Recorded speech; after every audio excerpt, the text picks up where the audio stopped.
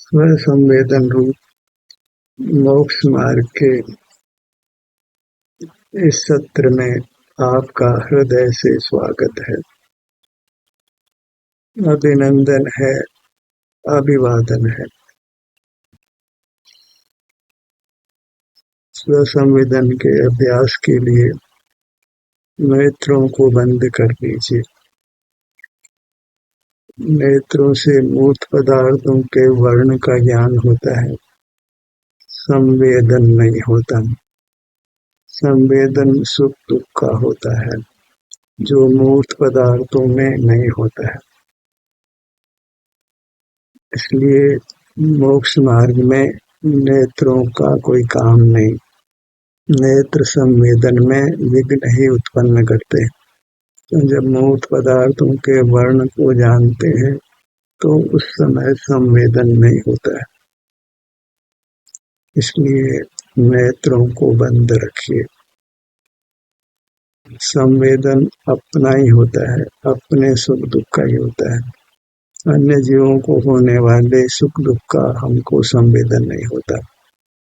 तो संवेदन शब्द में यह गर्भित है कि संवेदन स्वयं का ही है। स्पष्ट करने के लिए ही हम स्व संवेदन शब्द का उपयोग करते हैं।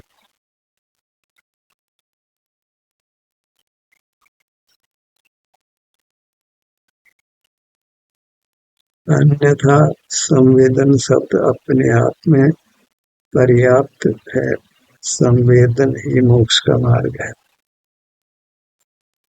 ध्यान शब्द हमको संदेह की स्थिति में रखता है, क्योंकि ज्ञान के अर्थ में भी ध्यान का प्रयोग होता है।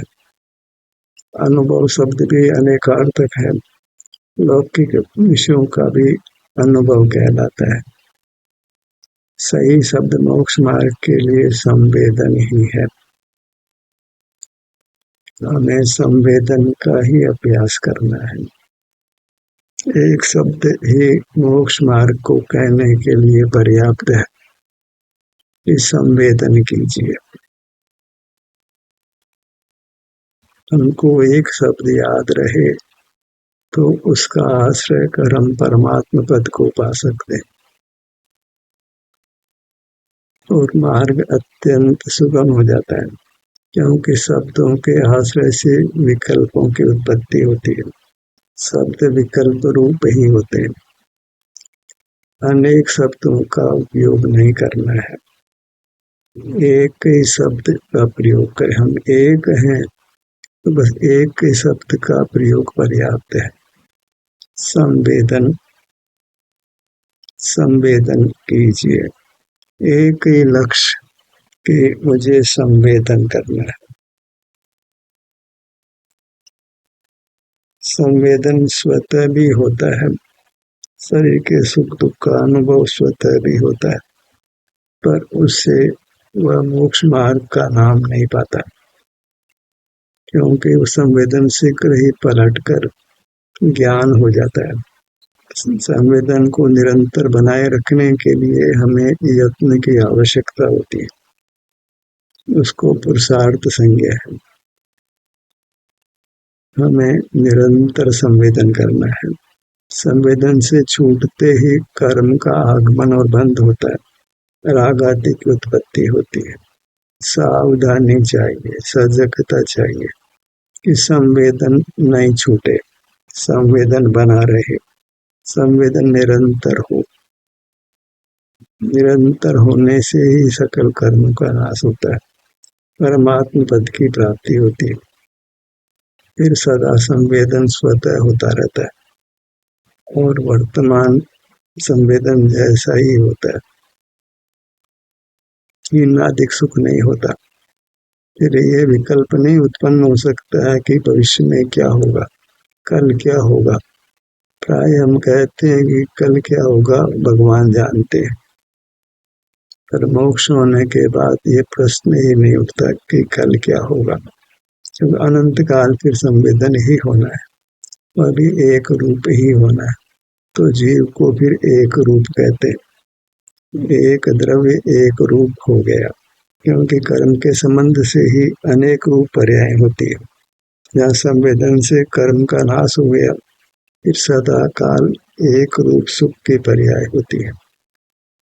कल नियत हो गया, फिर अनियतता समाप्त हो गई। कल क्या होगा इसका प्रश्न ही नहीं होता। जो आज है वही कल है, वही परसों है, वही तरसों है। अनंत काल वही है जो वर्तमान पर्याय है।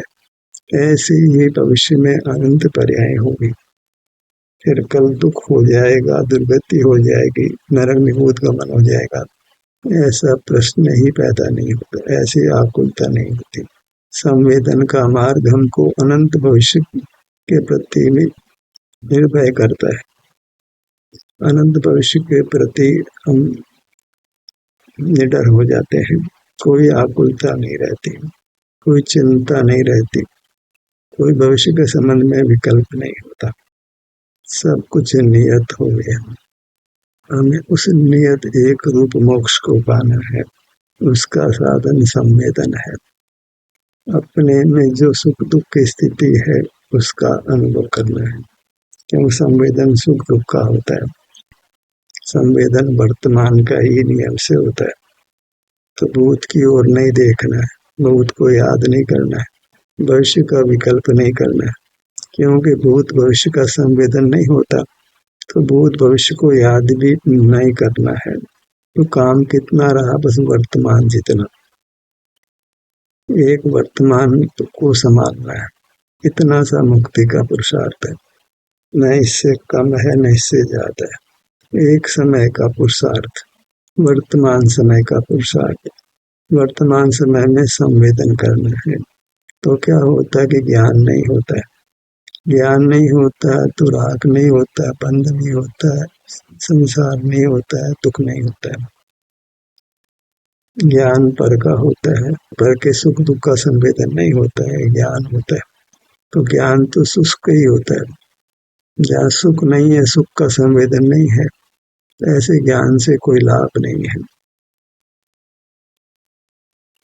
और संवेदन है वह सुख का है, जो सुख का संवेदन है वह सरस है, अमृत रूप है। ज्ञान शुष्क है, राग है, इसलिए विषरूप है। ज्ञान संवेदन के अंतर को भली भांति समझ लेना है। ज्ञान से नाना प्रकार का कर्म का आगमन होता है, नाना प्रकार का राग होता है, तो नाना प्रकार की अवस्थाएं चित्र विचित्र होती है। कल क्या होगा हम नहीं जानते, मरकर कहाँ जाएंगे हम नहीं जानते, क्या इंद्रियां मिलेगी नहीं मिलेगी, कौन सहयोग मिलेंगे कौन सहयोग नहीं मिलेंगे, कैसा शरीर मिलेगा, कैसा सुख दुख होगा, कुछ नहीं जानते। हमको अपने भविष्य के प्रति हम आश्वस्त नहीं होते, शंका में ही बने रहते, कुछ पता नहीं है। जहाँ शंका होती है वहाँ सुख नहीं होता। हमें निशंक होना है, भविष्य के संबंध में निशंक होना है। लोग भविष्य की योजनाएं बनाते हैं, पर संसार में कितने भविष्य की योजनाएं बनाएंगे। कितना ही पैसा इकट्ठा कर लो, पीढ़ियां नहीं पूरी कर सके इतना पैसा इकट्ठा कर लो, उतना पैसा भी पल भर में गायब हो जाता है, पता ही नहीं लगता है। ऐसी परिस्थितियां बनती है कि पीढ़ियां खर्च नहीं कर सके उतना धन पल भर में समाप्त हो जाता है। भविष्य की योजना ज्ञान के बल पर नहीं बन सकती। भविष्य की योजना केवल संवेदन बनाता है। अपने सुख दुख का अनुभव करना, संवेदन वर्तमान का, इसलिए भूत के संबंध में विचार नहीं करना, भविष्य के संबंध में विचार नहीं करना, सिमट जाना है, वर्तमान तक सिमट जाना है। पुरुषार्थ कितना, वर्तमान पल जितना। दो समय का भी इंतजाम नहीं करना है, केवल वर्तमान पर्याय में संवेदन कर लेना है, ज्ञान नहीं करके संवेदन कर लेना। ज्ञान का त्याग और संवेदन का ग्रहण, तो मोक्ष मार्ग हो गया, मोक्ष भी हो जाएगा। तो संवेदन है वहाँ राग नहीं है, बंध नहीं है, तो विचित्र अवस्थाएं नहीं है, फिर एक रूप अवस्था है। आत्मा एक सुख स्वभाव है, स्वभाव से एक रूप है, उसका आश्रय कर गया तो पर्याय भी एक सुख रूप होती है।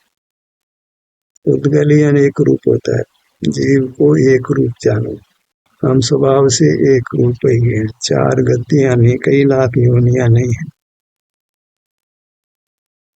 एक प्रकार का परिणाम, कारण एक, कार्य एक। संवेदन स्वयं कारण भी है, स्वयं कार्य भी है, कारण कार्य का भेद भी समाप्त हो गया। जहाँ ज्ञान है वहाँ कार्य, राग है, बंध है, दुख है, नाना बातें। संवेदन में कारण कार्य का भेद ही समाप्त हो गया। संवेदन स्वयं ही सुख रूप है, उसका तत्काल ही फल है, आगामी काल में संवेदन है, उसका फल भी तत्काल ही है। आज करें कल भरेंगे वो बात नहीं है, तत्काल ही लाभ है, भविष्य में लाभ होगा ये बात नहीं है, उधार का सौदा नहीं है, नगद का सौदा है। मुक्त जीव संवेदन रूप कहते हैं, सुख का अनुभव करते हैं, वहाँ भविष्य की कोई योजना नहीं है, वर्तमान परिणाम का फल भविष्य में नहीं है, हर समय सुख का अनुभव है, हर समय संवेदन है, विचित्रता नहीं है। संवेदन के मार्ग में विचित्रता नहीं है, ज्ञान के मार्ग में विचित्रता है। ज्ञान की नास्ति, संवेदन की अस्ति, इतना सही ज्ञान कर लेना। ज्ञान कितना, स्वाध्याय कितना, एकदम थोड़ा, न जैसा दो शब्दों का ज्ञान, फिर अनुभव में वो दो शब्दों का विकल्प भी नहीं है, केवल संवेदन ही है। संवेदन चूंकि स्वयं का, इसलिए पर का कोई विकल्प नहीं है, पर का विकल्प नहीं है तो दुर्गति नहीं है। ज्ञान में रहकर ही पराधीन होते हैं, हमको पर के अवलंबन की आवश्यकता लगती है, क्योंकि ज्ञान में जीव निर्बल होता है, ज्ञान में जीव दुखी होता है तो दुख मिटाने के लिए पर के अवलंबन का विचार करता है, वो पर का अवलंबन होना हमारे हाथ में नहीं है। स्व के अवलंबन में कोई पराधीनता नहीं है, क्योंकि स्व सदा उपलब्ध है, अपनी मूर्त सदा ही रहती है, क्योंकि अविनाशी है, इसका संयोग नहीं, इसका वियोग नहीं। पर पदार्थ संयोग वियोग रूप है, इसलिए वो सत्य हमारे लिए है ही नहीं, वे असत है, उनका होना नहीं होने जैसा है, क्योंकि उनका संवेदन नहीं होता, ज्ञान होता है वह शुष्क होता है, वह अनर्थकारी होता है, वृथा होता है, दुख ही देता है।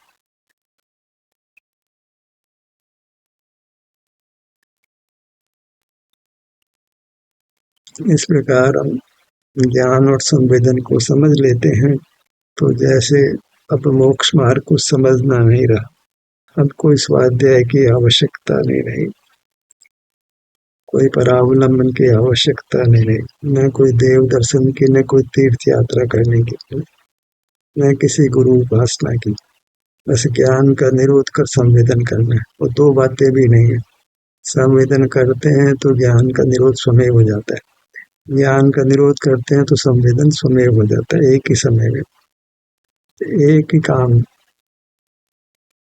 की संवेदन कीजिए, अन्यथा कहें तो इंद्रिय ज्ञान मत करिए, मूर्त पदार्थ को मत देखिए, मत जानिए, थोड़ा सा समझ करके, समझ को भी मर्यादा में लेकर संवेदन कीजिए। संवेदन में कोई विकल्प नहीं, संवेदन निर्विकल्प होता है।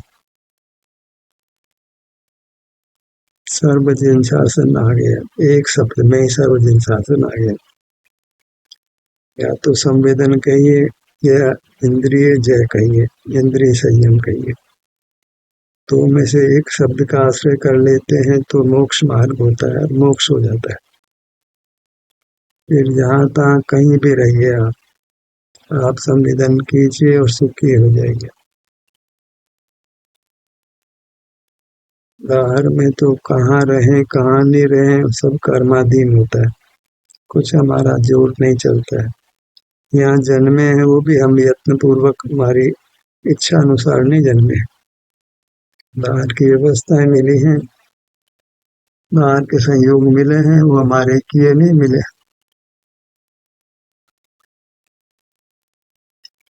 बाहर के पदार्थ स्वयं अपने स्वरूप से हैं, हमारे कारण से नहीं है।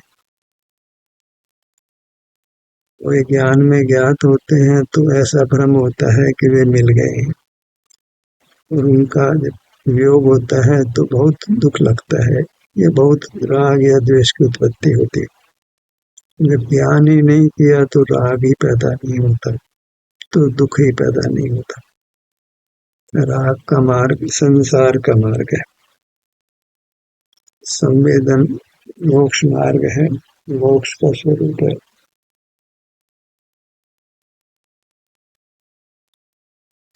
बालक भी इस मार्ग को समझ सकता है, युवा भी समझ सकते हैं, वृद्ध भी समझ सकते हैं।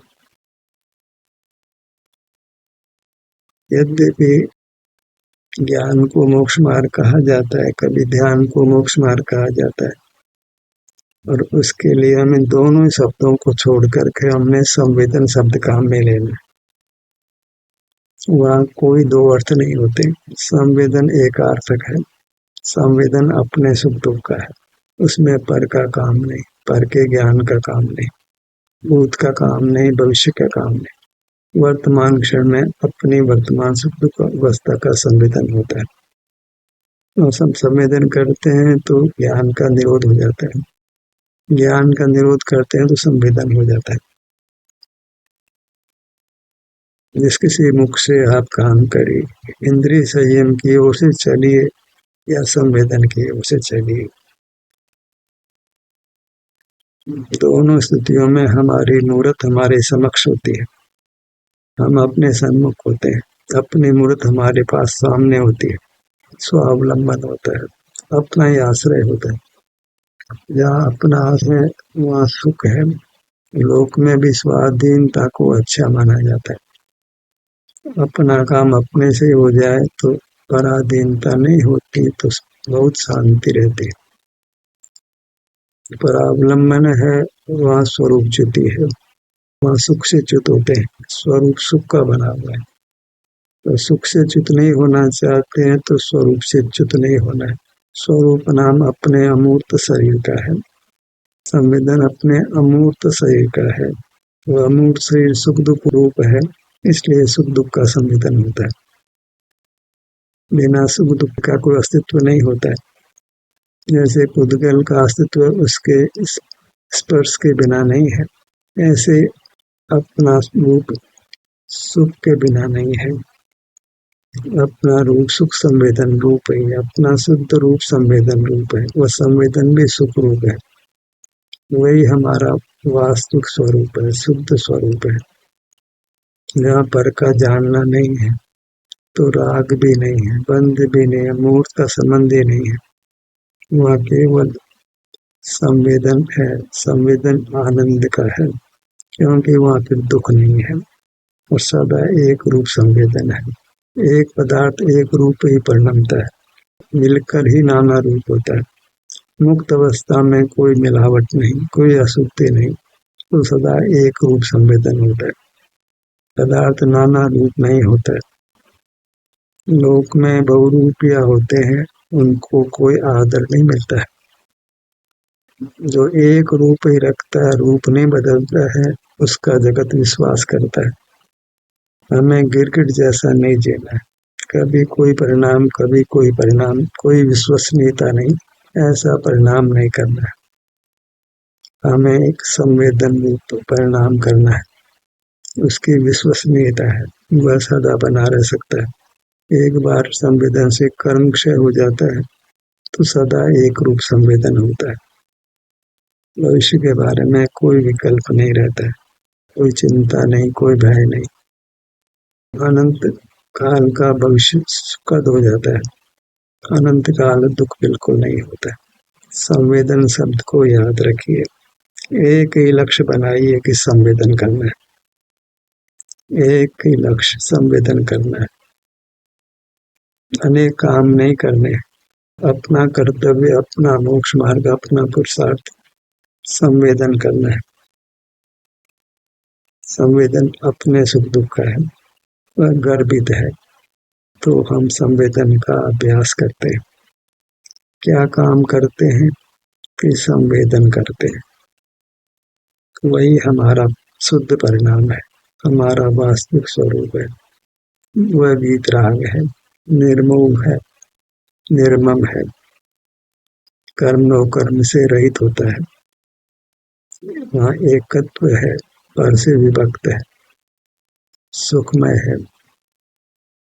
वहाँ फिर संसार में परिभ्रमण नहीं है, जन्म मरण नहीं, एक सुख का संवेदन है। हमें बस सुख का संवेदन चाहिए, और सुख हमारा रूप है तो अपना ही संवेदन चाहिए। पांव से मस्तक तक ये सुख का बना हुआ हमारा आत्मद्रव्य है, हमारा अमूर्त शरीर है। इससे युक्त होकर सुख का संवेदन करना है। सुख रूप आप ही है, आप ही सुख है, तो अपने को ही भोगना है। अपने को भोगना ही अपने को पाना है, क्यों अपने भोग के बिना अपनी उपलब्धि नहीं। सुख को भोगना ही अपने को पाना है। जहाँ सुख का भोग नहीं है वह अपनी उपलब्धि नहीं है। पर्याय की उपलब्धि से ही द्रव्य की उपलब्धि होती है। कोई द्रव्य बिना पर्याय के नहीं होता है, बिना अवस्था के नहीं होता है। हमें अपना आकार मिलता है, अपना सुख हमें मिलता है। न पर का आकार चाहिए, न पर का भाव चाहिए, क्योंकि वह संवेदन नहीं है, केवल शुष्क ज्ञान है, इसमें सुख बिल्कुल नहीं है। सुख का नहीं होना ही दुख का होना है, ज्ञान रूप नहीं होना है। ज्ञान रूप में विचित्रता है, राग है, बंधन है, दुख है। अपने संवेदन रूप रहना, संवेदन ही मोक्ष का मार्ग है, संवेदन ही मोक्ष का स्वरूप है। और संवेदन अपने सुख का है, सुख अपने अमूर्त शरीर में होता है। अपना अमूर्त शरीर बड़ा है, और अभी कर्म के संबंध से पूरी मूर्त के सुख का संवेदन नहीं होता है, कुछ भाग छूट जाता है। जितना भाग अनुभव में आवे हमें संवेदन में ले लेना है,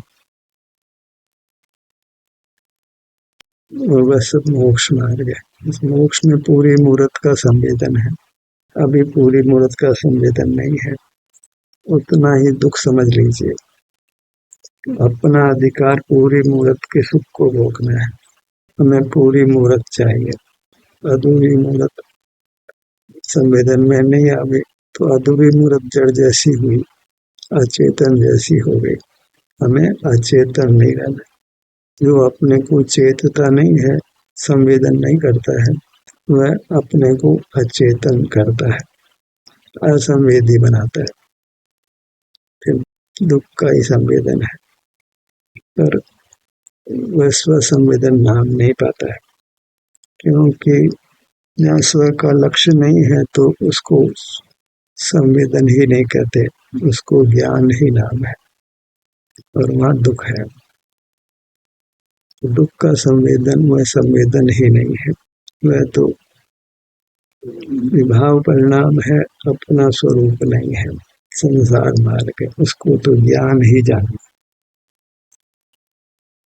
संवेदन को सुख रूप जानो और ज्ञान को दुख रूप जानो। तो संवेदन सुख का ही है, दुख का संवेदन तो समझो ज्ञान में है तब है, जब अपने सन्मुख है तो वहाँ दुख ही नहीं है। वेदना कोई महान दुख नहीं है, एक बार निर्मोह होता है, अपने स्वरूप को पहचान लेता है, तो फिर वेदना सहज ही सहन करने में आ जाती है। प्रथम तो वेदना बलवान ही नहीं होती, संवेदन कर्म को नष्ट करता है। तो तीव्र कर्म का विपाक नहीं होता तो विशेष दुख का प्रसंग उपस्थित नहीं होता है। तो इसलिए संवेदन को सुख रूप जाने। ज्ञान में ही सुख से छूटी है, स्वरूप से छूटी है, तो ज्ञान को ही दुख रूप जान, संवेदन को सुख रूप जान। जब अपना मुख अपनी ओर है तो अपना संवेदन है, और वह सुख रूप है, वह परमात्मा का वास्तविक रूप हुआ। हम परमात्मा समान हुए। जो परमात्मा समान हुआ वह अल्पकाल में परमात्मा हुआ।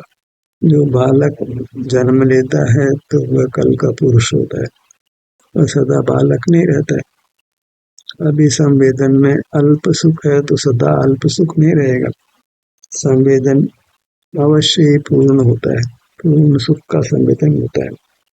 केवल सुख मिलता है और वह सदा एक रूप रहता है।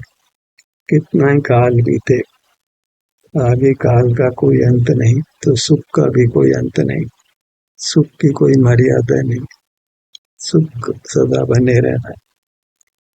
फिर एक रूपता है, कोई भेद नहीं, कोई विकल्प नहीं, कोई राग नहीं, कोई दुख नहीं, कोई ज्ञान नहीं। ज्ञान के निरोध रूप और संवेदन रूप हमें रहना है। ये सब अभ्यास रूप है, हमें अभ्यास करना है, संवेदन का अभ्यास करना है और इस प्रकार चित्र विचित्र पर नमन नहीं करना है। भविष्य को सुनिश्चित करना है, भविष्य को अनियत नहीं रखना है, भविष्य को नियत एक सुखरूप कर लेना। कल के बारे में गारंटी कर लेना कि कल परसों तरसों अनंत काल सुख ही रहेगा, अनिश्चय की स्थिति में नहीं रहना, फिर सदा मोक्ष रूप अवस्था ही होनी है। संवेदन का संबंध मोक्ष से है, ज्ञान का संबंध चतुर्गति में परिभ्रमण से है, राग से, दुख से, अनेक रूपता से, अनिश्चय की स्थिति में रहना। कल क्या होगा पता नहीं, ऐसी अनियत अवस्था में, अनिश्चित अवस्था में नहीं जीना, उससे जीव सहज ही आकुल व्याकुल होता है। कल दुख नहीं आ जाए, भूख नहीं आ जाए, मरण नहीं हो जाए, मरण के बाद दुख नहीं हो, मरण के बाद क्या होगा इस संशय की स्थिति नहीं हो। सब भविष्य सुनिश्चित कर लेना, सारे भविष्य को सुखद कर लेना, यही अपने भविष्य का निर्माण करना है। भविष्य के संबंध में अभी पुरुषार्थ करके भविष्य को सुखद बनाना है, क्योंकि वर्तमान के पुरुषार्थ के बाद फिर भविष्य में पुरुषार्थ भी नहीं करना पड़ता है। पुरुषार्थ कब तक है? जब तक कर्म का संबंध है। कर्म का संबंध मिटने के बाद पुरुषार्थ नियम नहीं, यत्न नहीं है। जब तक ज्ञान है तब तक ज्ञान का निरोध का प्रयत्न करना पड़ता है।